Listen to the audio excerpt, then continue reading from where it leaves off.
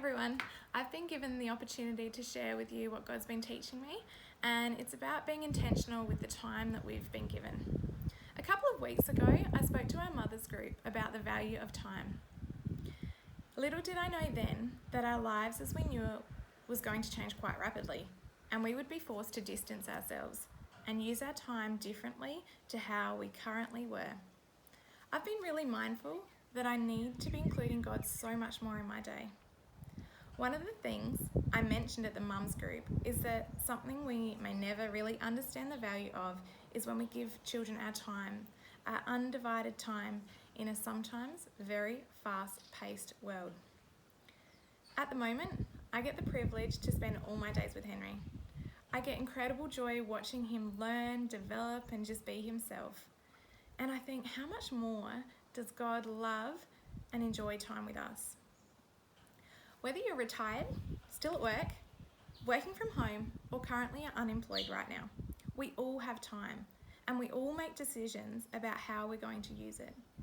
I'm sure there's plenty of jobs we can be doing that we haven't got around to, cleaning to be done, movies to watch, and hobbies to start.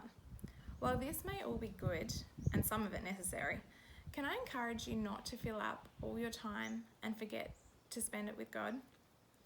Every now and then, I get the phrase, "everything is meaningless," drop into my mind, and I question, is what I'm doing right now meaningless, or is it with some form of intent and purpose?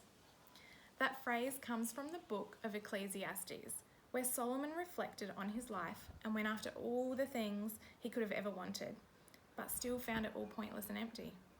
All except seeking after God, that is. He urges us, as the future generation, to discover the truth in seeking God. This is where we will find meaning for our lives. If we pay attention to Ecclesiastes, I'm confident we will notice how much more meaningful life can be if we set aside a greater amount of time to spend with God, that we include Him in all parts of our lives and are eager to devote them to Him and serving others. As a teacher, I've watched students light up as they talk about memories with their parents after school holidays, whether they've gone somewhere or stayed home.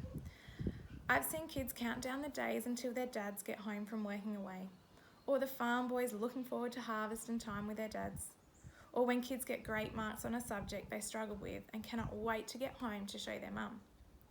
Children need time with their families, and now, thanks to coronavirus, many of them will have plenty of it. So how will it be spent? A couple of weeks ago at church, Steve Barr said, in America, on average, TV viewing is 8 hours a day versus a dad's quality time of 20 minutes a week.